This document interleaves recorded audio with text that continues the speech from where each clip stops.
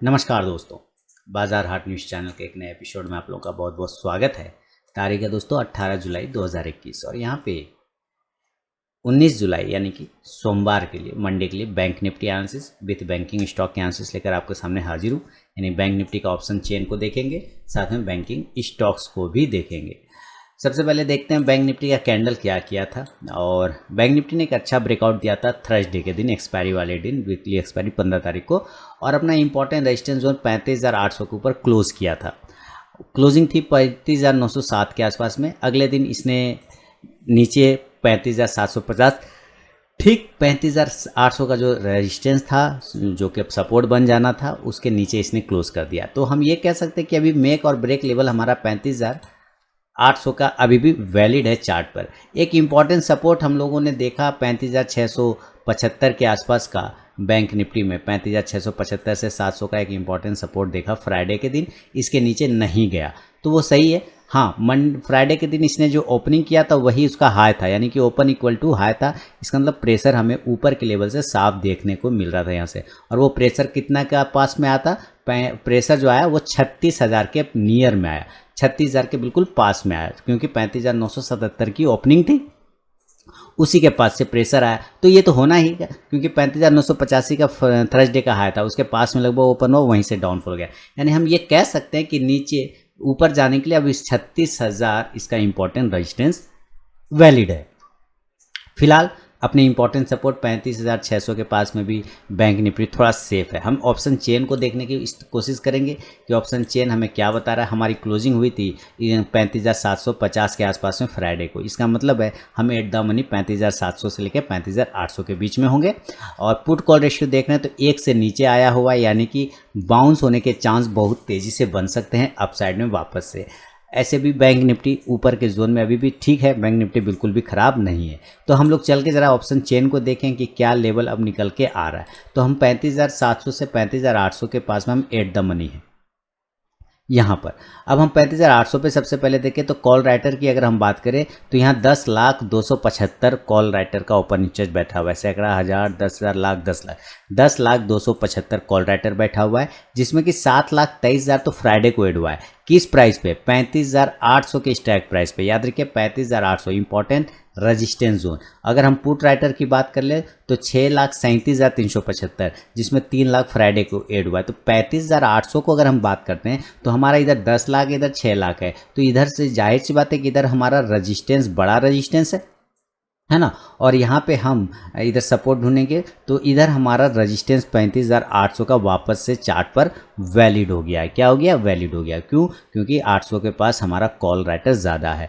इसी तरह हम 35,900 पे देखें तो उससे ज़्यादा हमें यहाँ पे रजिस्टेंस मिलेगा, वो है 9,05,325 कॉल राइटर बैठा हुआ है। 9 लाख, सैकड़ा, हज़ार, 10,000, लाख, 9 लाख बिल्कुल, जिसमें 5,78,000 तो फ्राइडे को एड हुआ है। और इधर हम पुट की बात करें तो पुट में 3,86,000 है, इधर 9 लाख है, उधर 3 लाख है। तो ये भी हमारा इंपॉर्टेंट रजिस्टेंस हो गया 35,900, है ना। 35,900 हमारा इंपॉर्टेंट रेजिस्टेंस हो गया। और सबसे बड़ा रेजिस्टेंस जो राउंड नंबर का है वो है 36,000 का।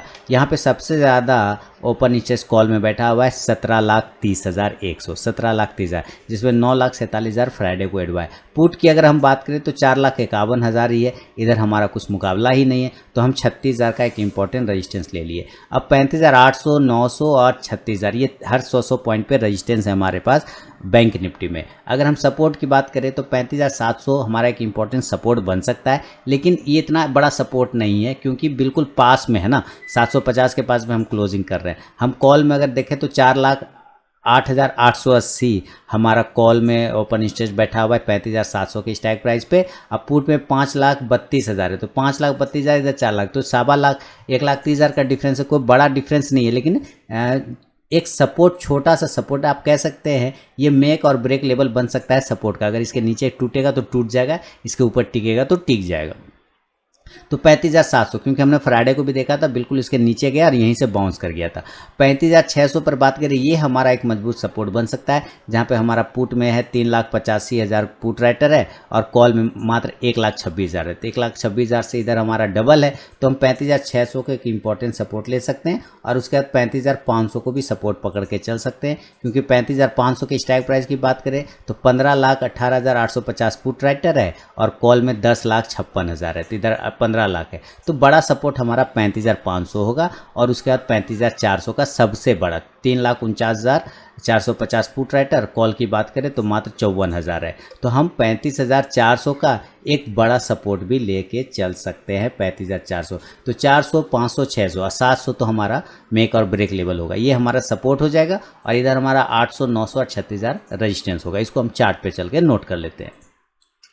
तो यहाँ दोस्तों हम लोगों ने नोट कर लिया इसको, 35 एक तरफ रेजिस्टेंस नोट किया है, इधर रेजिस्टेंस है हमारा और इधर सपोर्ट है। रेजिस्टेंस हमारा 36,000 का बड़ा वाला है, ठीक है। तो हम मंडे के दिन क्या कर रहे हैं ये समझिए। सबसे पहले नॉर्मल कंडीशन में हम ये देखेंगे कि क्लोजिंग हमारा 35,750 है, तो हम इस जगह पे कुछ नहीं कर सकते। 35,700 पर हम कुछ भी नहीं कर सकते। तो नॉर्मल कंडीशन में अगर ये 35,800 के ऊपर फिर से निकलता है, ध्यान रखिए 35,800 के ऊपर अगर ये निकलता है, ब्रेक करता है, तब हम पहला कंडीशन बाय करेंगे। क्यों? क्योंकि हम ये देख रहे हैं 35,800 हमारा पहला रेजिस्टेंस है। अगर ये ब्रेक हो जाता है तो थोड़ी सी शॉर्ट कवरिंग स्टार्ट हो सकती है, जिसके वजह से हम ऊपर की लेवल को वापस से क्लेम कर सकते हैं। तो हम 35,800 के ऊपर निकलने के बाद बाय करेंगे। टारगेट हमारा दो ही टारगेट होगा, 35,900 और 36,000 वाला, ये हमारा टारगेट है। क्योंकि 35,900 इसके बाद हमारा अगला रेजिस्टेंस होगा और 35,977 के पास हम लोगों ने हाई लगाया था फ्राइडे को, जो कि 36,000 के नियर में है। तो हमारा ये भी टारगेट बन सकता है। तो 35,900 और 36,000 एक टारगेट हमारा देखने को बन सकता है। इस कंडीशन में आप कॉल ऑप्शन को बाय करके चलेंगे, किसको? कॉल ऑप्शन को। और 35,800 यानी एट द मनी का ही स्ट्राइक प्राइस को आप बाय करेंगे। इंडेक्स अगर ये ऊपर जाएगा तो ये कॉल ऑप्शन आपको प्रॉफिट देगा। एक तो ये हो गया नॉर्मल कंडीशन में। सेकंड ये हो सकता है कि ये 35,800 को ऊपर ब्रेक नहीं करके नीचे ब्रेक कर दे 35,700 को। क्या? 35,700 को। देखिए क्लोजिंग 750 पर कर रहा है, हम 50 पॉइंट ऊपर बाय की तरफ जा सकते हैं, 50 पॉइंट नीचे सेल की तरफ।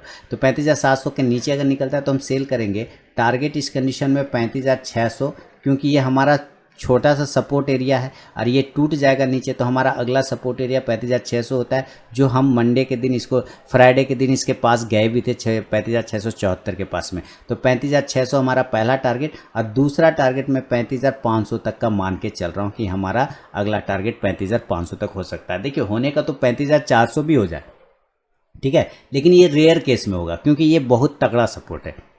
तो हम 35,500 तक पकड़ के चल सकते हैं। इस कंडीशन में आप यहाँ से पुट ऑप्शन को बाय करने की कोशिश करेंगे। पुट ऑप्शन को, किस पुट ऑप्शन को? तो 35,700 का ही पुट ऑप्शन आप बाय कर लेंगे। इंडेक्स जैसे ये नीचे आएगा, ये पुट ऑप्शन ऊपर जाके आपको प्रॉफिट देगा। तो ये एक नॉर्मल कंडीशन में मैंने आपको इसके बाइंग और सेलिंग लेवल बैंक निफ्टी का बताया। अगर आपको कॉन्ट्रा ट्रेड बनाना आता है तो हायर जोन पे कॉन्ट्रा ट्रेड रेजिस्टेंस के पास और बाइंग का सपोर्ट के पास बनाना। याद रखना है आपको करना क्या है कि अगर ये ऊपर की साइड 36,000 के पास में पहुंच जाता है तो एक यहाँ से कॉन्ट्रा ट्रेड सेल का बनेगा, और अगर ये नीचे 35,500 से 400 के आसपास आ जाता है तो यहाँ से कॉन्ट्रा ट्रेड बाय का बनेगा। यानी नीचे के लेवल पे बाय का ही सोचना है, ऊपर के लेवल पे सेल का कॉन्ट्रा ट्रेड बनाना है। अभी देखिए अगर ये गैप अप और गैप डाउन हो जाए तो फिर इस जगह पे हमें क्या करना है ये समझिए। और लाइव मार्केट में कॉल प्राप्त करने के लिए आपको क्या करना चाहिए यह पता है आपको। टेलीग्राम चैनल ज्वाइन कर लीजिए, वीडियो के डिस्क्रिप्शन में लिंक मिल जाएगा।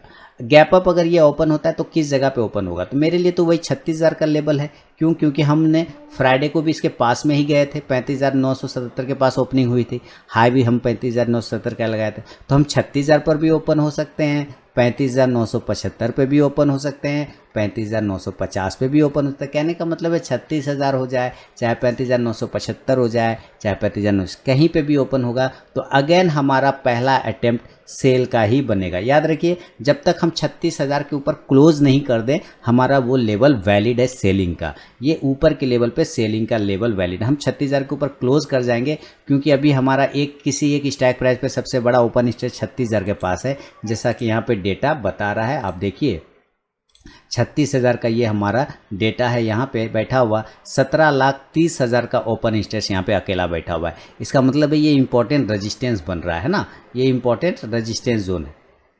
तो इस वजह से आपको यहाँ पे क्या करना है, सेलिंग की अपॉर्चुनिटी को ध्यान में रख के सेल करना है।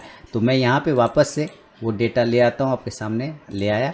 तो 36,000, 35,975, 35,950, 36,025 ये सब के आसपास ओपन होता है। हम सेल करेंगे, नीचे का टारगेट खुलेगा, पहला टारगेट 35,925 का, दूसरा टारगेट 35,850 का और तीसरा टारगेट 35,725 के आसपास का आपको यहाँ पे एक टारगेट देखने को बन सकता है। क्लियर? क्या क्या होगा, 35,925 पहला टारगेट, 35,850 दूसरा और नीचे का 35,725। क्योंकि हमारी क्लोजिंग 750 के आसपास है तो हम कहीं ना कहीं इस लेवल को एक बार टच कर सकते हैं। इस कंडीशन में आप यहाँ से पुट ऑप्शन को बाय करेंगे। किसको? Put option. और आप 35,900 का भी पुट ऑप्शन बाय कर सकते हैं, आप 36,000 का भी पुट ऑप्शन बाय करके चल सकते हैं। इंडेक्स नीचे आएगा, ये पुट ऑप्शन दोनों ऊपर जाके प्रॉफिट देगा। अलग अलग प्रीमियम होगा, अलग अलग मूवमेंट भी बनेगा। तो ये हो गया। अब देखिए ऊपर जब ये गैप अप खुल जाएगा तो ऊपर से नीचे आते वक्त आपको 35,700 के पास थोड़ा कॉशस होना है, क्योंकि पिछले बार यहीं इसी के आसपास से बाउंस हो गया था। तो इस लेवल के पास दोबारा से ये सपोर्ट क्रिएट कर लेगा और यहाँ से बाय का लेवल बना सकता है। क्या कर सकता है? बाय का लेवल 675 हो सकता है, 35,675 टच कर दे नीचे। तो इसके आसपास कहीं ना कहीं 35,700, 725, 700, 675 इसके आसपास आप एक कॉन्ट्रा ट्रेड बाय का पोजीशन बनाएंगे, यानी कि सेल से एग्जिट करके बाय का टारगेट बना सकते हैं 35,800, 35,900 के टारगेट के लिए।